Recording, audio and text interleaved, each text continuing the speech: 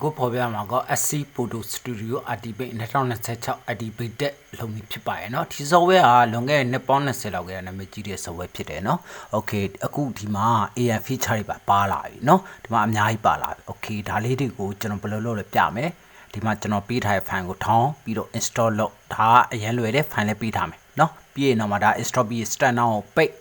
နော် start now ပိတ်ပြီးတော့ processor လိုက်ပိတ်ပြီးတော့ဒီထက်က key maker ကို win aya နဲ့ဖြီးနော် win aya နဲ့ကျွန်တော်ဖြီးထွက်လာတဲ့ file 3ခုကိုကူးခဲ့ copy နော် copy ကူးခဲ့ပြီးတော့ကျွန်တော် desktop ပေါ်သွားမယ် desktop ပေါ်ကသူ့ရဲ့ file ကို right click ခောက်ပြီးတော့ open file location နော်အဲ့မှာ paste ချမယ်ကျွန်တော်တို့ဟုတ်ပြီ page ချလိုက်ပြီးရင်ကျွန်တော်တို့ဒီမှာ connect new တောင်းမယ်ဒါ file အကုန်လုံးကူမယ်လို့ပေးလိုက်တာပြီးရင်ကျွန်တော် offline activation ကိုကျွန်တော်တို့က open လုပ်ပေးရမယ်เนาะအရင်ဆုံး offline activation open လုပ်ပြီး yes pay okay pay အဲ့ဒါပြီးရင် key ကြံဖွင့်မယ် run administrator နဲ့ဟုတ်ပြီဒီမှာ license key ပါတယ်เนาะ license key request cost အဲ့ကြမှာကျွန်တော်တို့ကဘာလုပ်ရမလဲဆိုတော့ကကျွန်တော်တို့က over ကို software ကိုတောက်ဖွင့်မယ် okayခဏဆောင်ဒါအချိန်ရနေနေကို set performance ပေါ်မူတည်နော်ဒီမှာအဲ့တော့ဒီမှာအရင်ဆုံးရေးတာ photo art studio artibate ကိုနော် okay ပြီးရင်တော့မှသူ့ကို minimize လုပ်ပြီးတော့ဒီမှာ offline activation တွေ့လာနော်အမှသူ့ရဲ့license key အကောင်ကိုကျွန်တော်တို့ copy ကူ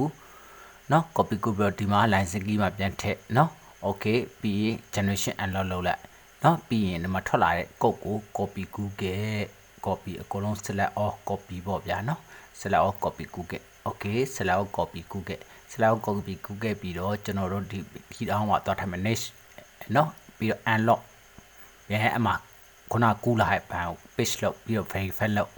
okay အဲ့ဒါ minimize လုပ်တဲ့ okay ဒါဆိုပြီးသွားပြီနော်အောက်မှာတွေ့လာမသိဘူး okay နှိမ့်လိုက်တော့ဒါဆိုရင် full version အဖြစ်ကျွန်တော်တို့အမြဲတမ်းအသုံးပြုလို့ရပါပြီ offline ပဲဖြစ်ဖြစ် online ပဲဖြစ်ဖြစ်အကုန်လုံးသုံးလို့ရတယ် AI feature လေးတွေလည်းသုံးလို့ရတယ်နော် background fill တော့ Photoshop အတိုင်းပဲနော်အကုန်လုံးသုံးကြည့်ပါဒါကတော့နော်အမှသူဓာတ်ပုံတွေကိုပြန်ပြီးတော့ဟိုလောက်တာ remind ပြန်လောက်တာရယ် refine ပြန်လောက်တာတွေအကုန်လုံးပါတယ်နော်ဒီမှာ new import လုံးမလားဘာလုံးမလားအကုန်လုံး modify တွေ့လားနော်အကုန်အစုံပါနော်အများကြီးပဲဒီမှာသူတရားနေပြီးတာ direct ဖွင့်လို့ရရပေါ့နော် file open ရနေသွားလို့စရာမလိုဒီမှာတော်ကိုစုံနေပေါ့နော်သူ Photoshop ပုံစံမျိုးအတိုင်းပဲသွားရနော် feature လေးတွေက okay အဲ့တော့ဒါကတော့စမ်းကြည့်ပေါ့ဗျာနော်အကုန်လုံးဒါကတော့ကျွန်တော်စမ်းပြထားတာဖြစ်ပါရဲ့နော်ဒါလည်းကိုယ့်ကိုစမ်းကြည့်လိုက်ပါ okay အားလုံးပဲကျင့်တတ်မယ်လို့မျှော်လင့်နေနော် okay ဒါကတော့ကျွန်တော်ကိစ္စတော့ကိုယ့်ကိုစမ်းကြည့်ပါပေါ့ဗျာနော် okay အားလုံးပဲကျေးဇူးတင်ပါတယ်ခင်ဗျာ